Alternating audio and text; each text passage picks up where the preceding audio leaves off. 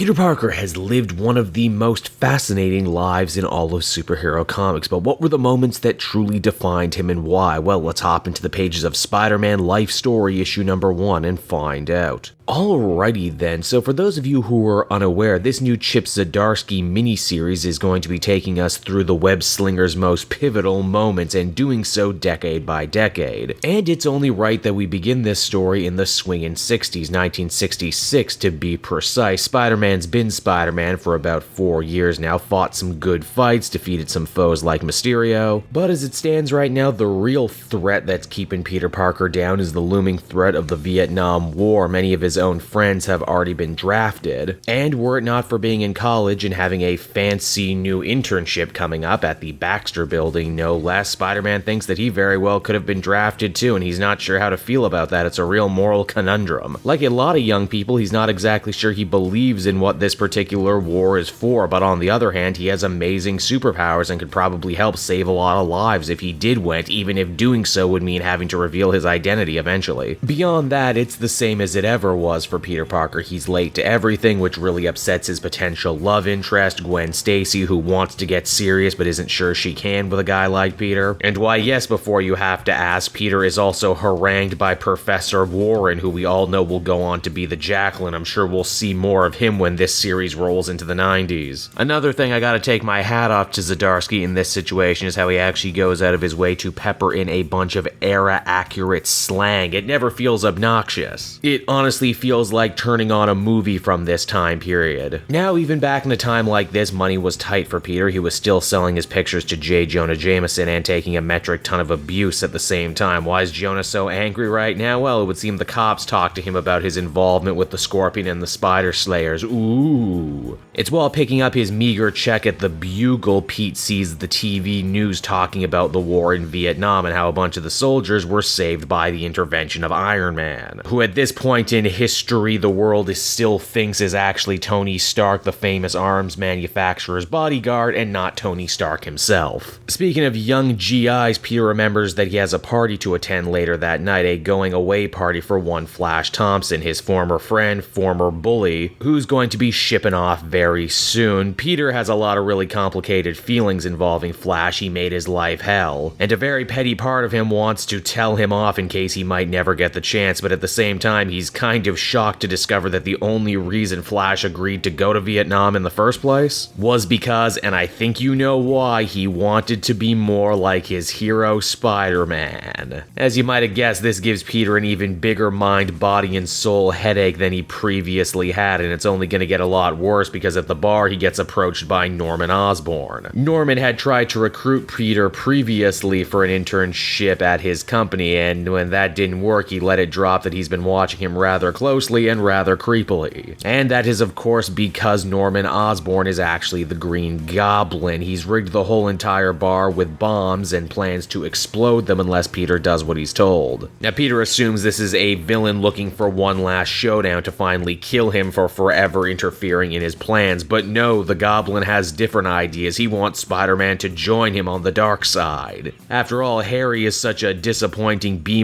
player, but Peter's different. He's smart. He can see what the Goblin serum could bring to the world, could bring to him. All of this ends up leading to a huge fight wherein the Goblin gets stuck under a sign. For a split second, Spider-Man wonders, hey, do I have to save all of my villains? Imagine how much easier my life would be if this guy was to die here. But of course, he doesn't actually go ahead with it. Spidey's a good guy and decides to save Norman Osborn, who has come down with a rather convenient case of amnesia, much like he did originally. Now thankfully that's one fire put out, but Spider-Man's not done yet. Later the next day, he helps Captain America break up a bank robbery, which is good because he hopes Cap will have the answers that he's seeking. It would seem that a lot of people have been pressuring Cap recently to take a stance on Vietnam. Is he going? Is he not going? Does he support the war? Does he not? Steve says that it's hard to go from one war, get unfrozen, and then be thrown headlong into another one, especially one that seems to be so much more complicated, but he does vow to actually go to Vietnam and see what's going on firsthand. And while he's there, he's going to need people to defend the homestead. Luckily, he knows Spider-Man is there, someone who has shown both great power and great responsibility, and someone who knows full well what it means to sacrifice in order to be a hero. And oh yeah, Peter sacrifices a lot, doesn't he, even when he doesn't want to, like missing Flash's train and not getting to apologize before he leaves, maybe for the last time. This ends up leading to a massive fight with Gwen Stacy, who in doing so eventually pulls on Peter's shirt to discover the spider suit underneath. Yeah, needless to say, their relationship just took a turn. Now, while that ends the Spider-Man portion of the story, what became of Captain America? Well, he did indeed go to Vietnam, and he ended up defending a bunch of Vietnamese women and children from a group of overly aggressive, trigger-happy American soldiers. Steve's last words as the comic end are, "If Iron Man has a problem with this, you tell him to come see me." And so that was Spider-Man Life Story issue number 1, everybody, and I gotta say, I didn't know what to expect going into this book, but I can now happily say my socks have thoroughly been knocked off and then some. If I had to compare it to anything, I would say stylistically it's probably closest to American Alien for Superman over at DC, but even then that's not really a fair comparison because this one does so much of its own thing. It's really a distillation of a whole era in Spider-Man's life through the great lens of the Vietnam War and how that affected America. On one hand, it feels wholly familiar with a bunch of great scenes recreated, and on the other hand, it feels completely fresh and new, like a great remix of an old song.